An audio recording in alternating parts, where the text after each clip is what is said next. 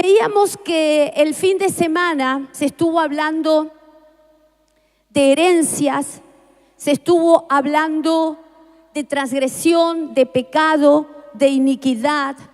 Se estuvo hablando de que como iglesia congregamos, venimos a la casa de Dios, somos ministrados por el Espíritu, somos ministrados por la alabanza, por la palabra predicada.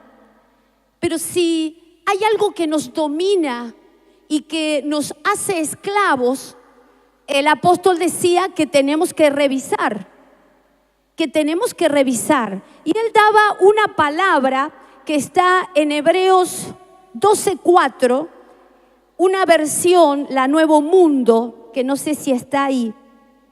Dice: contra ese pecado no han resistido hasta la sangre.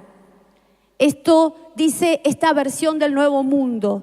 Contra ese pecado, no sé cuál es el pecado que puede estar manipulando tu vida, pero siento que hay un pecado que es el que sobrepasa a todo pecado, y que ahora vamos a ver que también está en la sangre y que también está en la herencia. Acá la palabra dice: contra ese pecado no han resistido, o sea, como iglesia nos está hablando, no han resistido hasta la genética, no han resistido hasta la herencia.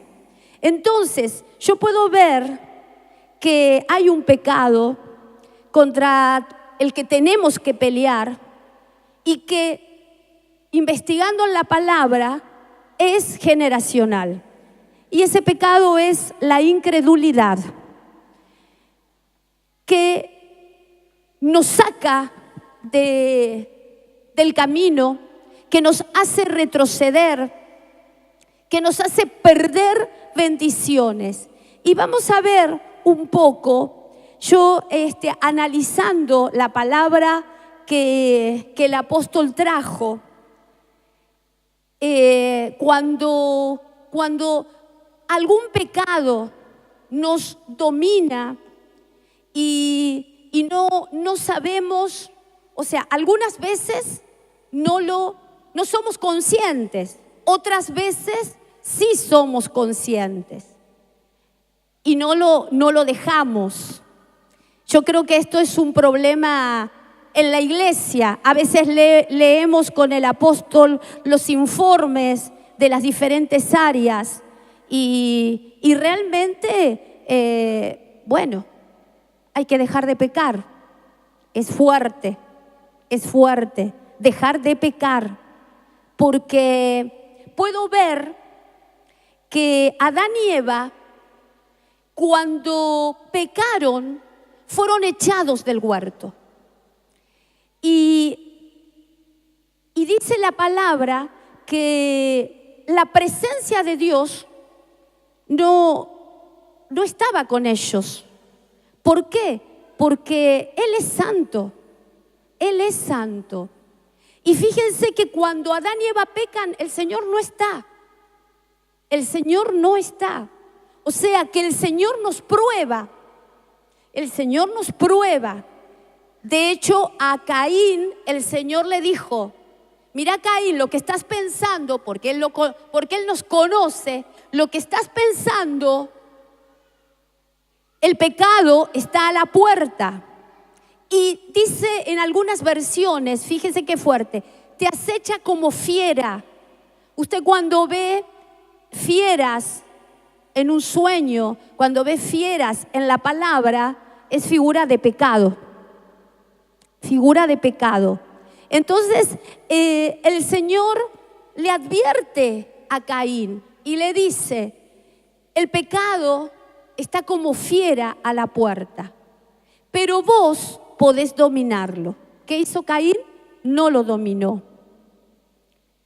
Entonces puedo ver que Adán y Eva fueron echados del lugar de placer, del lugar de la presencia de Dios, del lugar de comunión con Dios. ¿Por qué? Porque Adán y Eva tenían comunión constante con Dios.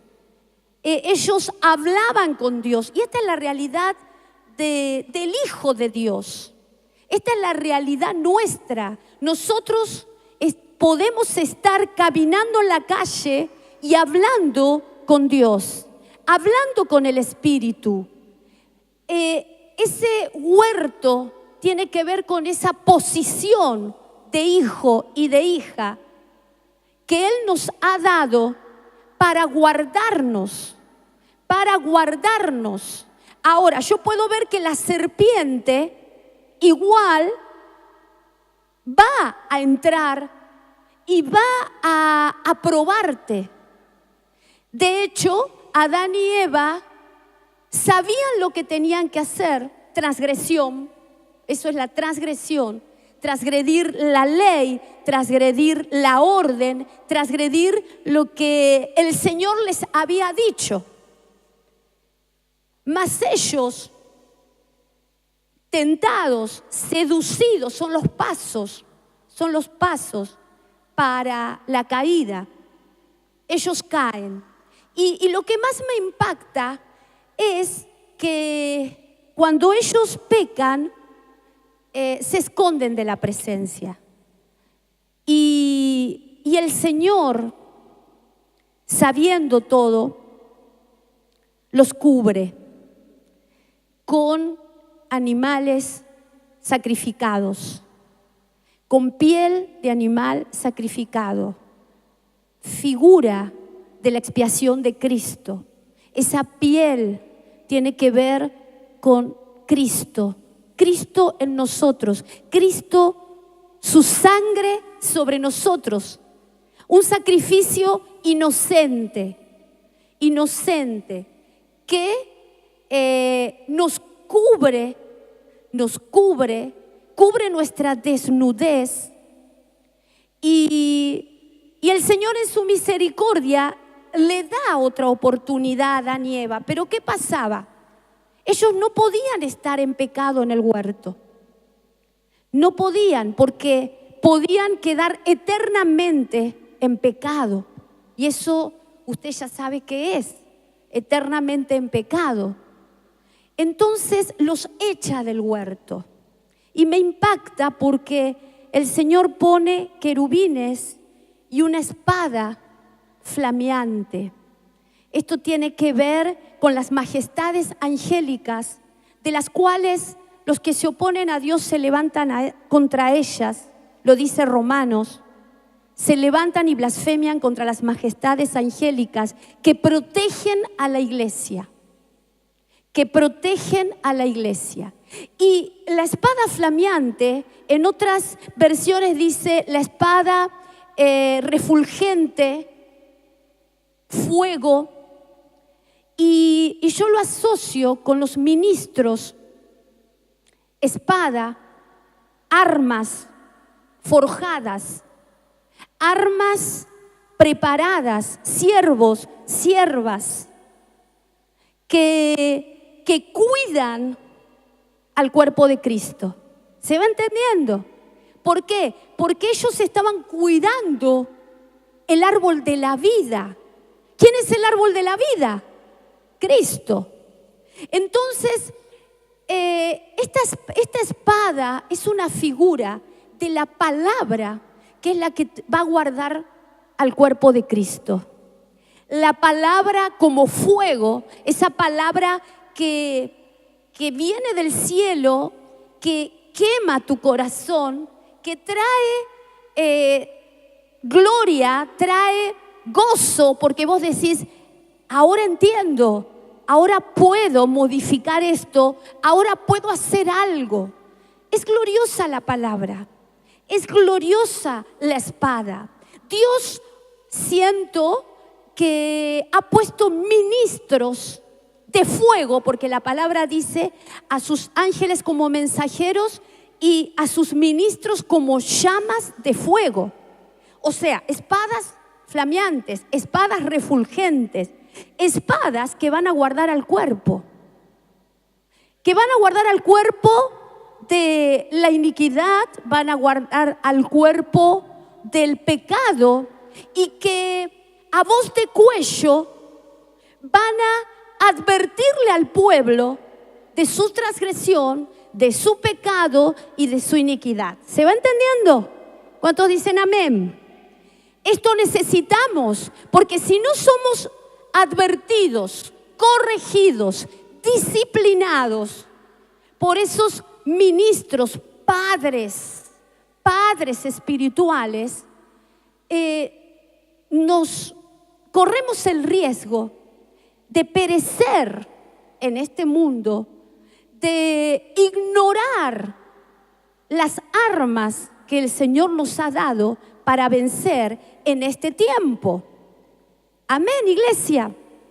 Entonces, yo puedo ver que ellos son expulsados del lugar, de la posición. Es decir, el pecado te separa de la presencia.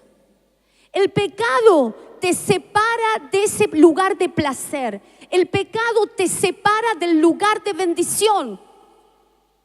El pecado te separa de lo que tiene Dios, promesas que Dios tiene para su vida. Y que todas y cada una de ellas se ganan por fe. Fe. La fe es la esencia del reino de Dios. La fe es la esencia de toda bendición para tu vida. De toda bendición para tu vida. Aquí en la tierra, en el cielo. ¿Por qué? Porque fíjate que lo opuesto a la fe es la incredulidad. Lo opuesto a la fe es la falta de fe. O sea, que si hay falta de fe, poca fe, o en las versiones dice poca fe, pero está mal escrito, porque es oligopistos, significa incrédulo. Donde dice poca fe, mal dicho, es incrédulo. Incrédulo. El Señor en un momento le dice, a ver, acompáñame, vamos a ver un ejemplo, 8:26. Mateo 8:26, si lo podemos poner. Ellos estaban amedrentados, los discípulos. Yo puedo ver que a lo largo de la historia, la incredulidad era una de las armas del diablo para derrotarnos. Para que si Dios hoy tiene en su mano la bendición y el milagro de tu vida y no lo arrebatas por fe, lo dejas pasar.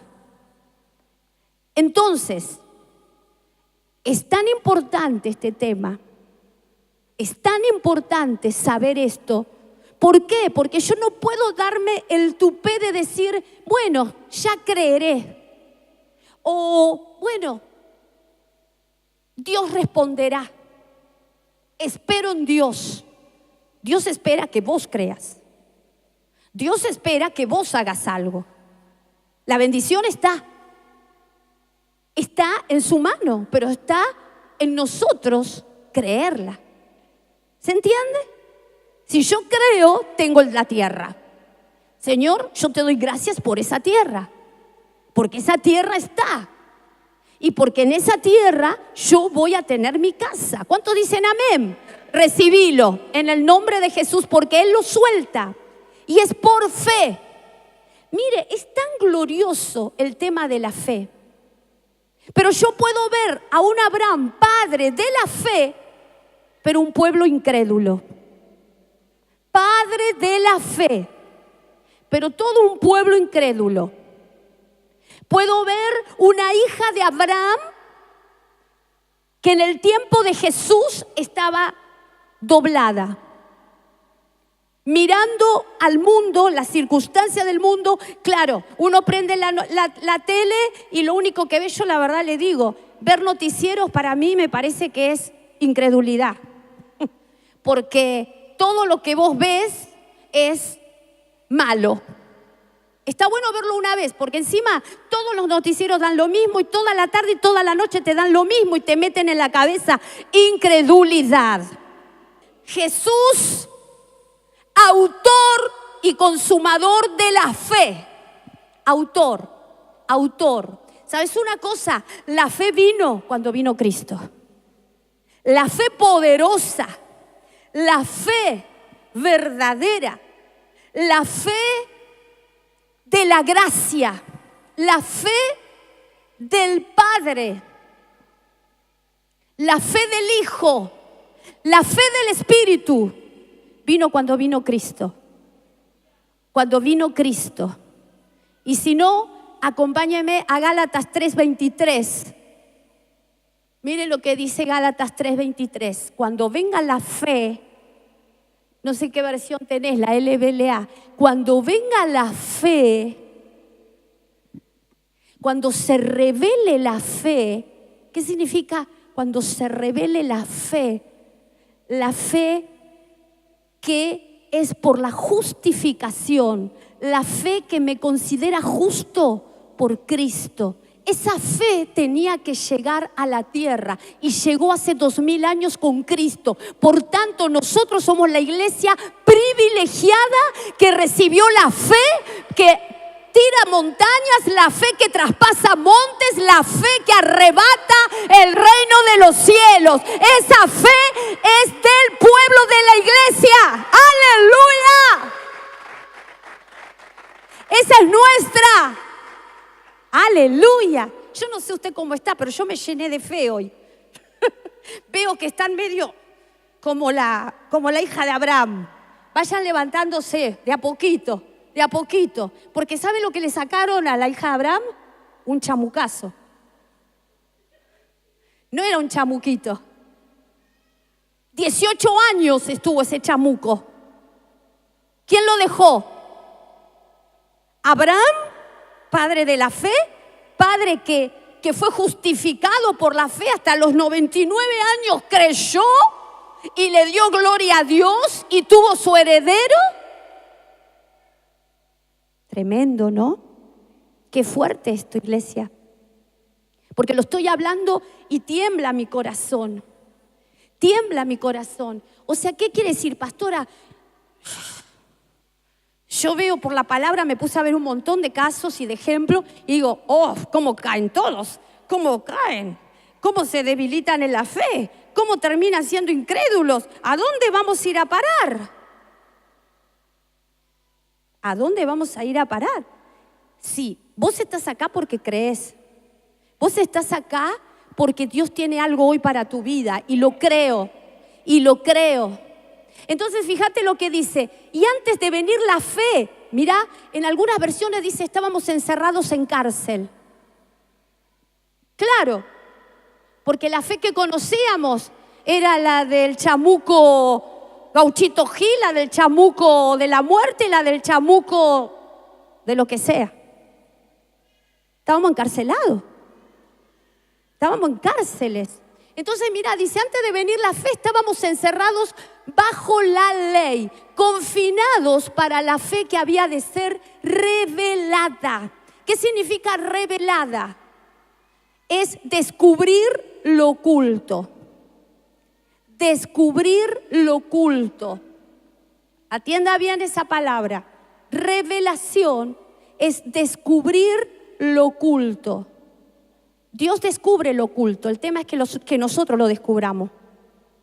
Porque nosotros podemos andar caminando como esta hija de Abraham, que es una figura, pero dice la palabra que esta mujer tenía un espíritu inmundo de enfermedad 18 años. O sea que 18 años congregó con ese demonio. Dormía con ese demonio, vivía con ese demonio. ¿Qué habrá pasado ahí? Incrédula. Así vivimos.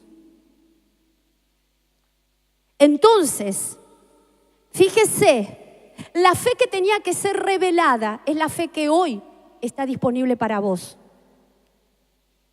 Está disponible para vos, para quitarte el vicio, erradicarte el vicio. Algunos me dicen, me tengo que internar. Bueno, está bien, internate. Pero hay algo. No es eso lo que te va a dar vida. No es lo que te va a dar vida. La vida te la va a dar la palabra. Y cuando la palabra se te revela, vos dejas el vicio. ¿Sabes por qué? Porque el Espíritu Santo descubre lo oculto, vos recibís eso y te arrepentís.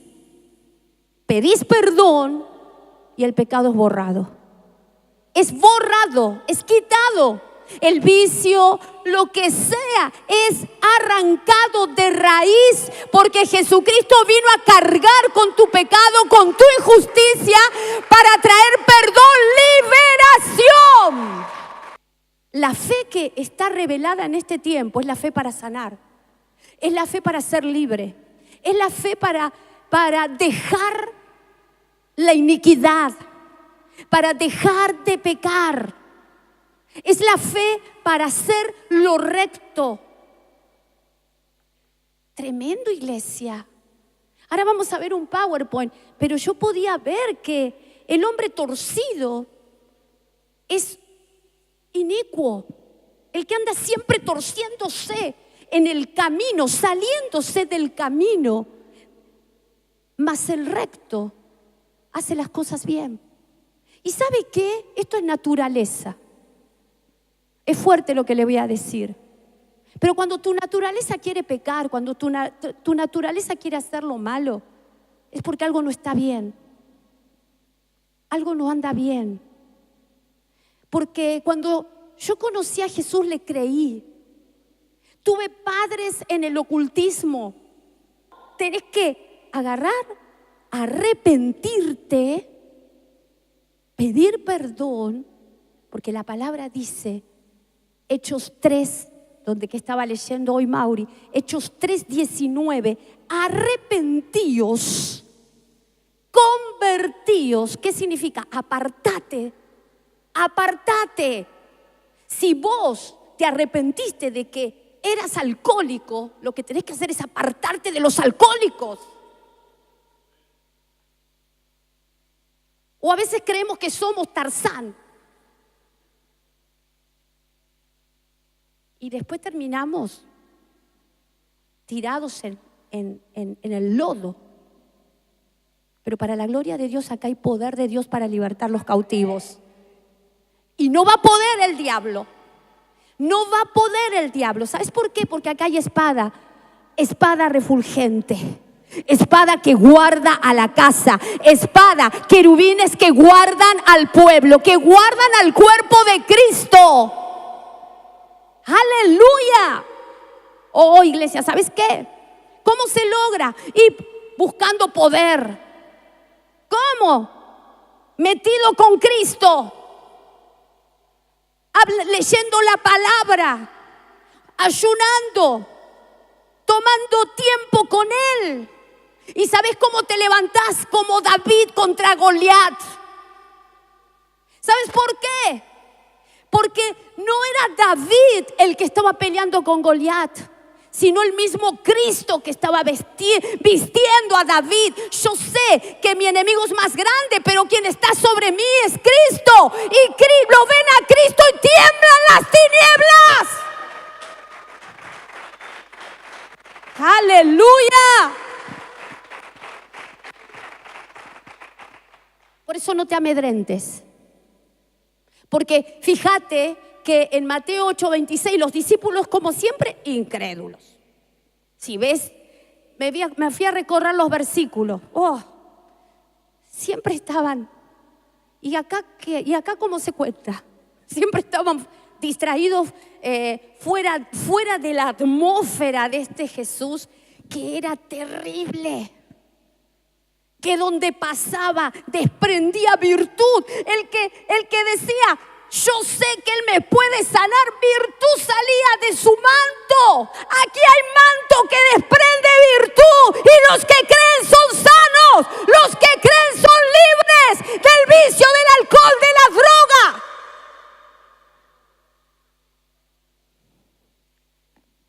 Pero hay incredulidad. Y la incredulidad es generacional, mi amado. Si no, ahora lo vamos a ver en la palabra. Tiene que luchar contra ese demonio, contra ese género, contra esa simiente de la cual hoy le aplastamos la cabeza. Entonces, vamos a ver un poquito. Mira, te voy a dar 2 historias en el Power, en el que yo puedo ver 2 personas. Si no se te revela el pecado que estás cometiendo,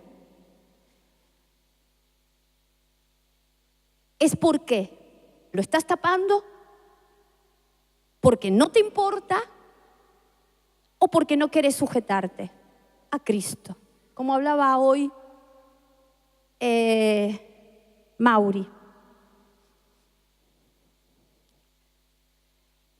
Entonces, si el pecado se tiene que revelar a nuestras vidas para que nosotros lo erradiquemos.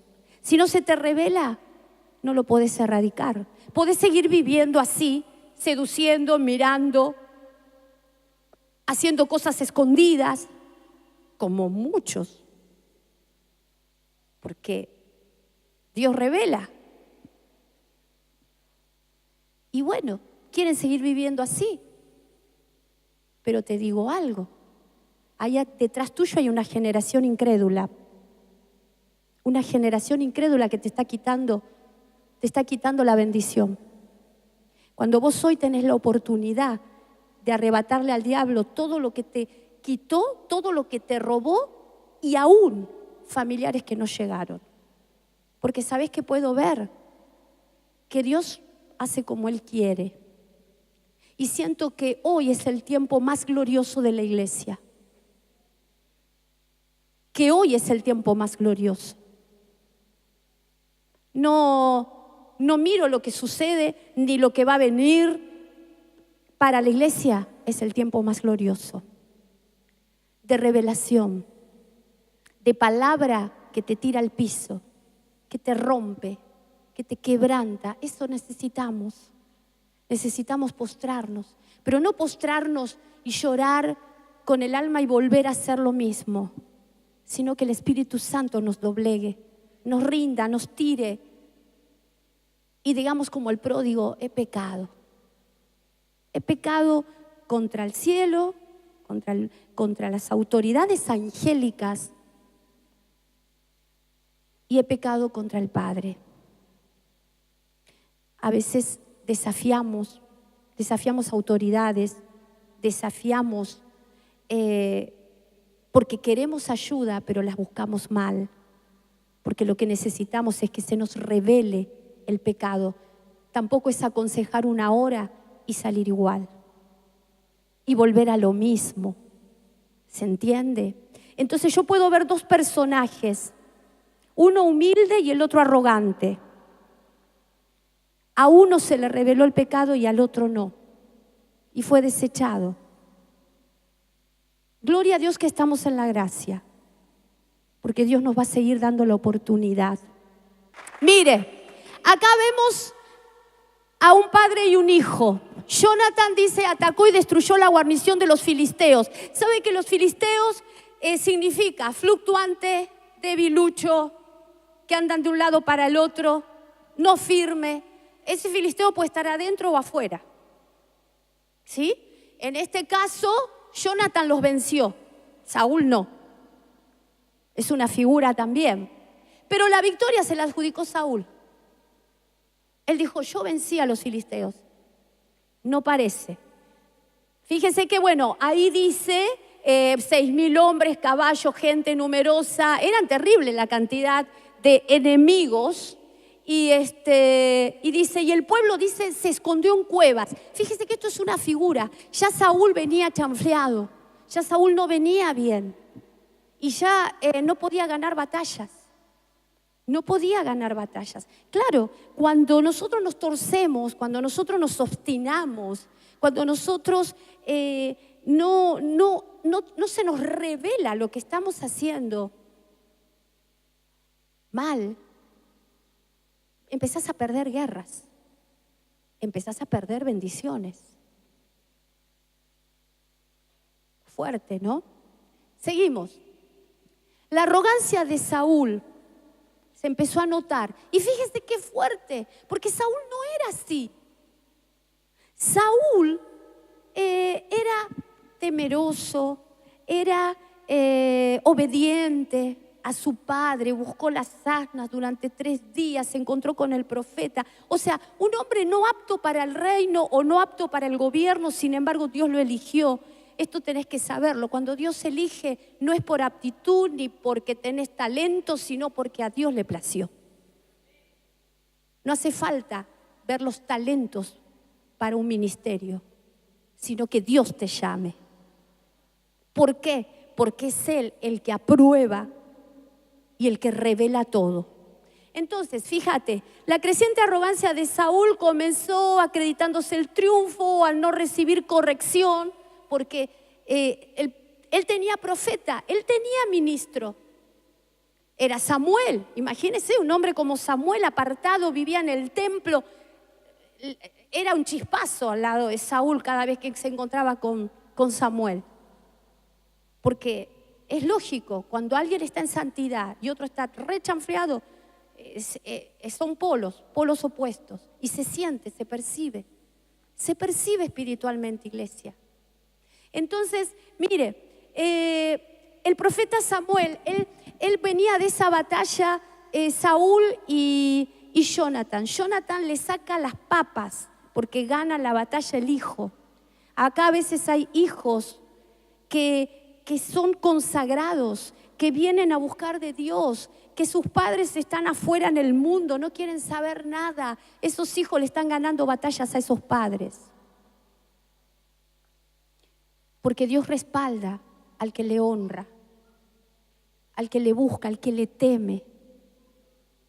Y fíjate, entonces él tenía que, en el tiempo antiguo, el sacerdote, el profeta, era el que tenía que hacer el sacrificio, el holocausto. Y le dice, la orden es a Saúl de que espere los 7 días que él llegaba. Esperó 6 días, el 7º perdió reino, perdió lugar, posición, acá lo dice, ¿no? Pierde todo, el reino, porque se usurpó lugar, tomó lugar que no le correspondía. Seguimos. La desobediencia es transgresión. La transgresión tiene que ver con lo interno, con lo que no se ve, con lo que hay adentro. El pecado es la concepción, lo externo. Entonces fíjese, él venía en decadencia. Estaba contra las leyes de Dios y contra las instrucciones del profeta. Acá él estaba fallando a Dios y fallando a su autoridad. Seguimos. Cuando el profeta lo confronta, no se le reveló el pecado. Él no se creía pecador. Él se creía que estaba bien. Es más, lo único que le importaba era la honra del pueblo. Qué fuerte, iglesia. Es más, Samuel lloró. Entonces dice, has obrado neciamente. ¿Pero por qué? Porque Dios lo mandó. Porque Samuel lo amaba a Saúl. Le dice, has obrado neciamente. La necedad tiene que ver con la transgresión. Saber lo que tenés que hacer y no lo haces. No lo haces. No quiero pasar, no me quiero ministrar, no quiero humillarme. Estás atado. Pero vos te podés desligar de esas ataduras. Porque Dios te dio el poder, porque estás bajo delegación de autoridad y tenés autoridad para desligarte de los cepos que te atan a los pies y de las cadenas que te atan en las manos para no correr a la bendición. Entonces dice, no has guardado el mandamiento que el Señor te dio, pues ahora el Señor ha establecido tu reino. No es para siempre tu reino, le dice. Tu reino no perdurará. El Señor ha buscado otro varón conforme a su corazón. ¿Qué quiere decir esto? Que Dios busca otro. En este caso, Dios le dio la oportunidad, le dio la oportunidad, le dio la oportunidad y después dijo no. vamos a buscar a otro. A Moisés el Señor le dijo, este pueblo te desafía, este pueblo se levanta, te voy a dar nuevo. El Señor, ¿sabes qué hace Moisés? Se pone a interceder como lo hace su apóstol, como lo hacen sus pastores, como lo hace la intercesión. La intercesión viene acá horas a interceder para que te levantes, para que pelees tu bendición, para que se te revele el pecado, para que no obres neciamente. ¿Se entiende? Amén. Seguimos, vamos, rapidito. Después, acá vemos a David. David lo sucede, también falló con un pecado grande. Lo vieron el fin de semana, ¿se acuerdan? Dios no lo desechó como a Saúl. ¿Pero por qué? Porque David tenía otro corazón. David tuvo revelación del pecado. ¿Qué es la revelación? Es por el Espíritu. Es por el Espíritu. Es el Espíritu el que te revela de pecado. Ahora lo vamos a ver. Entonces, Saúl no estaba consciente de pecado que había cometido, pues el profeta le trató de hacer ver su pecado. Acá vemos dos casos. A uno que se le revela y a otro que no. Seguimos. Bueno, la transgresión de David sabemos, tenía que ir a la guerra, se levantó tarde, el pecado fue acostarse con la esposa de Urías y la iniquidad fue matar a Urías, su fiel siervo. Segunda de Samuel 12:5 viene el profeta y lo confronta. ¿Sabe qué? Es bueno que te confronten. Pasa que no gusta.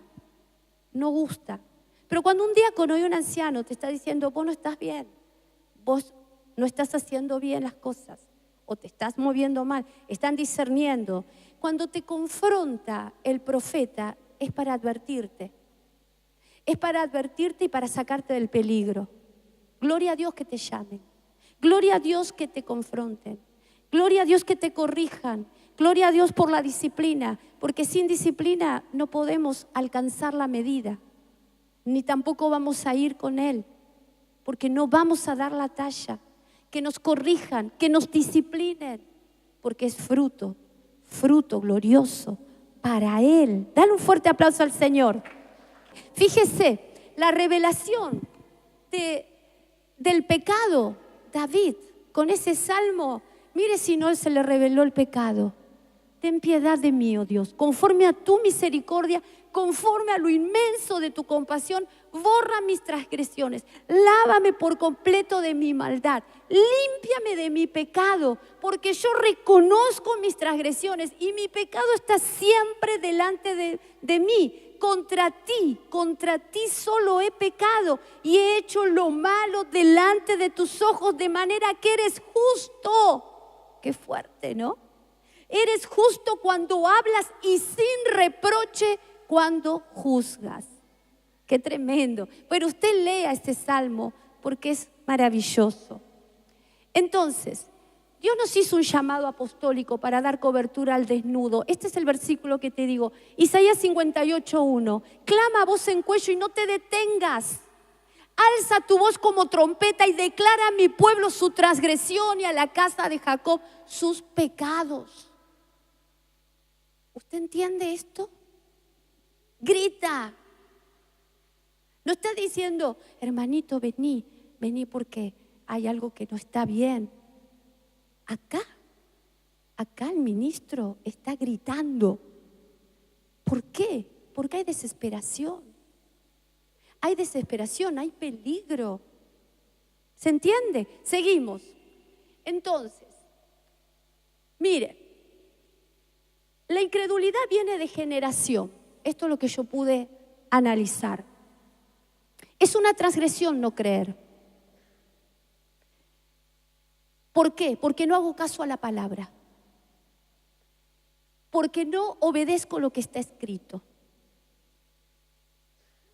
Estoy en pecado. ¿Qué es la fe? Viene por el oír y obedecer la palabra. La fe sin obras es muerta. La incredulidad. Acá el Señor Jesús manifiesta una historia. Vamos a la próxima. Mire, el Señor Jesús estaba orando, figura de un ministro. figura del pastor. Él estaba orando, buscando la palabra, estaba trabajando y los discípulos se estaban ocupando de los problemas de la gente, de las necesidades de la gente. Pero discípulos incrédulos no pudieron echar fuera un demonio. Y cuando el Señor Jesús baja y se encuentra con el Padre, los mira y le dice: generación incrédula. O sea, Él se estaba topando con una generación incrédula. Él vino en un momento fuerte, donde los fariseos, sus propios hermanos lo cuestionaban. Y yo creo que hoy sucede lo mismo. Eso usted evalúe. Pero la palabra que se está soltando, los milagros que podrían estar sucediendo. Pero creo como un niño, recibo, tomo. ¿Cuántos milagros estarán retenidos arriba por incredulidad? Entonces fíjese, respondiendo Jesús dijo: generación incrédula. Esta palabra incrédula, apistos, infiel, le estaba diciendo, son infieles. Qué fuerte. Indigna de confianza, incrédula, infiel. Al instante el padre del muchacho gritó y dijo: creo, ayúdame en mi incredulidad. Fíjese que esto como que acá le traen un endemoniado y el líder lo atiende y ninguno de los dos tiene fe. El demonio se ríe, se sienta, toma café, dame un café. Te dice. Más o menos eso. Acá pasó esto. Los discípulos no creían nada. El padre no creía. Entonces el pobre muchacho estaba tirado en el piso, pim, pum, ahí en el fuego, en el aire, en la tierra, por todos lados lo llevaba. Y no hablemos de los que están adentro y no se notan. Entonces, Marcos 9:29, esto que vimos arriba, mire lo que dice esta versión. Y les dijo: este linaje, o sea, la incredulidad, ese género, ese linaje, con nada puede salir. Fíjese qué fuerte lo que le está diciendo. Si no es con oración y ayuno. ¿Qué es linaje? Nación, familia, descendencia, parentesco. ¿Qué es generación? Los nacidos de un mismo padre, patriarca, tribu, raza, nación. Fuerte, ¿no?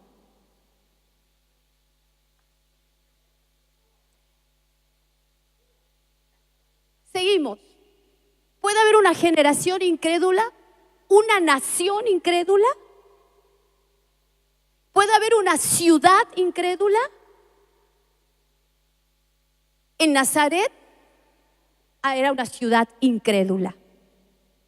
Analice esto. Yo por Ushuaia camino por un montón de lugares y todos me dicen: sí, yo conocí el Evangelio. Sí, yo conozco. Generación incrédula. Porque están afuera. Están como ese mendigo, ese cojo en la puerta, pidiendo limosna, y se encuentra con Pedro, pero no con un Pedro incrédulo, con un Pedro lleno del Espíritu Santo. Otro ejemplo, los discípulos. Dice que cuando el Señor muere, resucita, lo ven las mujeres, se encuentra con los discípulos y ¿qué le dice? Los reprendió por su incredulidad y dureza de corazón. Ay, cada vez se pone más fuerte.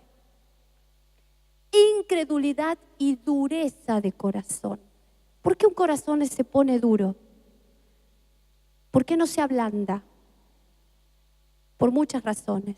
Por necedad, por obstinación,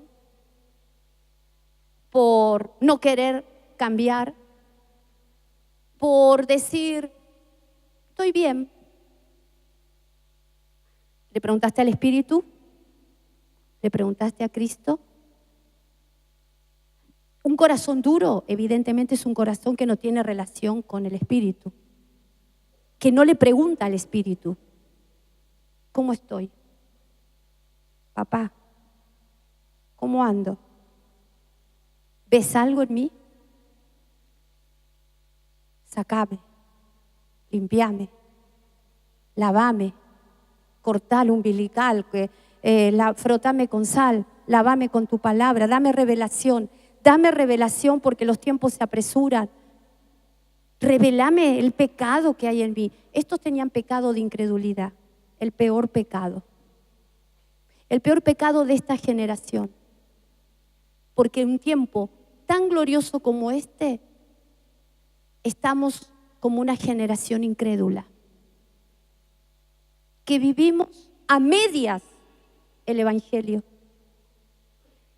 o a un 70%. Usted ponga la medida, cómo vivís el Evangelio. Fíjese, a pesar de todo, Él le dice ir por todo el mundo y predicar el Evangelio a toda criatura. El que crea. O sea que estos incrédulos le iban a decir cree. Y seguro que el otro creía. Porque es así. La gente que entra nuevita, sí creo. Y se llevan 10 milagros. Pero el tardo de corazón, el duro, se va enfriando. No busca, no añade, no suma, sino que va apagándose. Seguimos. ¿Hasta cuándo fueron incrédulos? Mire qué maravilloso es el Señor. ¿Será que es bueno el Señor? Sí. ¿Sabes por qué? Porque Él no quiere ver tu familia mal. Porque Él mira a tus hijos si vos no los mirás. Él mira a tu descendencia si vos no querés cambiar. Él mira al que viene y se humilla. Él mira al que quiere cambiar. Y fíjate que estos discípulos, el Señor les reprende el Espíritu. Fíjate que no es que se los dejó, reprendió el Espíritu como lo vamos a reprender hoy. De acuerdo, porque tenemos que entrar en un nuevo tiempo, iglesia, porque nos estamos perdiendo muchas tierras, bendiciones, levantamientos, ungimientos por incredulidad. Entonces, mira lo que pasó. ¿Hasta cuándo fue la incredulidad? Todos fueron llenos del Espíritu Santo y comenzaron a hablar en otras lenguas según el Espíritu les daba habilidad para expresar. La incredulidad se va con la llenura del Espíritu. Ahora, la llenura del Espíritu es llenarme de Cristo. Es llenarme de Cristo. Que cada mañana cuando me levanto me tengo que llenar de Cristo, me tengo que llenar del Espíritu, ponerme a cuentas a la noche antes de irme a dormir, pedir perdón, arrepentirme, ponerme a cuenta, llenarme del Espíritu Santo y salir lleno del Espíritu Santo para que el que te encuentres crea, sea bautizado por esa promesa del Espíritu que remueve toda incredulidad. Dale un fuerte aplauso al Rey. ¡Aleluya! Grande es el Señor, iglesia. Ahí se levantó Pedro. No era el Pedro incrédulo que le dijo el Señor generación incrédula, sino que este Pedro fue transformado. ¿Y sabes qué? La iglesia de este tiempo que recibe pan, que recibe trigo, que recibe maná del cielo, que recibe revelación, es una iglesia llena del Espíritu Santo. Es una iglesia en la que el aceite no va a cesar, como me decía una hermana que tuvo una visión, un sueño, y veía que el aceite no cesaba de sus manos, caía. Eso es lo que Dios tiene hoy, ahora, ya. Pero ¿lo estás tomando? Ella lo recibía. ¿Cómo está tu mano? ¿Estás recibiendo o la pones así? Como decía el apóstol. El Espíritu Santo dice que Él se derrama sobre toda carne. Pero ¿cómo estás? ¿Así o así? Qué tremendo, iglesia, ¿no? Porque Dios nos da la oportunidad y Dios quiere un pueblo victorioso. Quiere un pueblo que diga, me sané de cáncer, me sané de una enfermedad autoinmune, el Señor me libertó de la droga, el Señor me libertó de la muerte, el Señor me libertó del suicidio. Esto quiere Dios. De que pases, testifiques, Dios se glorificó en mi casa. ¿Qué está pasando con el evangelio que vivimos? No importa las veces que falles, nosotros podemos ponernos a cuentas con Él y volver a ser llenos si nos vaciamos. Este Pedro se levantó y habló lo que él no creía. Qué tremendo. Él no creía, sin embargo, lleno del Espíritu Santo, se transformó en un varón de fe. Porque dice la palabra, sepa pues con certeza, ¿qué es la fe? La certeza. Con certeza, toda la casa de Israel le predicó a los judíos: este Jesús a quien vosotros crucificasteis, Dios le ha hecho Señor y Cristo. Pedro les dijo, arrepenteos. Ahora Pedro hablaba como el Padre. ¿Por qué? Porque él oyó al Padre.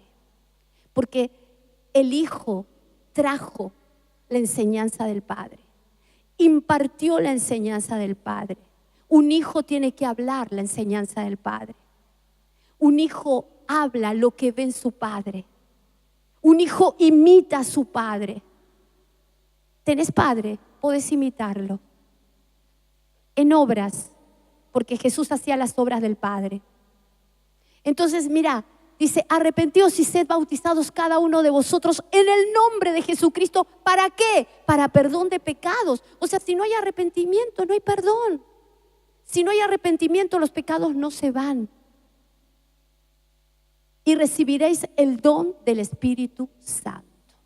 Hay una palabra que está en Juan 16, 7, 8, que habla de quién convence de pecado. Es el Espíritu Santo. O sea, no es que no podemos ser convencidos. Sí podemos ser convencidos. ¿Por qué? Porque el Espíritu Santo es el que te dice, estás pecando. Te lo muestra en sueños, te lo muestra en palabra. Y fíjate que dice el Señor, es necesario que yo me vaya para que venga el otro consolador, que convence de pecado por cuanto no han creído en mí. ¿Cuál es el pecado que Él les está hablando? De la incredulidad. O sea, la incredulidad no te permite ver el pecado. Y esto es lo que, mira, bueno, acá está, seguimos, en la LBLA, si puede ser. Y cuando Él venga, convencerá al mundo de pecado, de justicia y de juicio. De pecado, el próximo, porque no creen en mí. Entonces, y de justicia dice, porque yo voy al Padre. ¿Sabe cuál es el camino de la justicia? Regresar al Padre, a la escuela del Padre. Cuando vos estás en la escuela del Padre, cuando vos recibís la enseñanza del Padre, vos estás en el camino de justicia. Y la injusticia no va a poder contra tu vida. Por eso este es el tiempo. Vamos a cerrar acá, en la que el Espíritu Santo nos revela el pecado. Hoy tenemos al autor y consumador de la fe, a Jesucristo. quien Juan dijo: he aquí el Cordero que quita el pecado del mundo.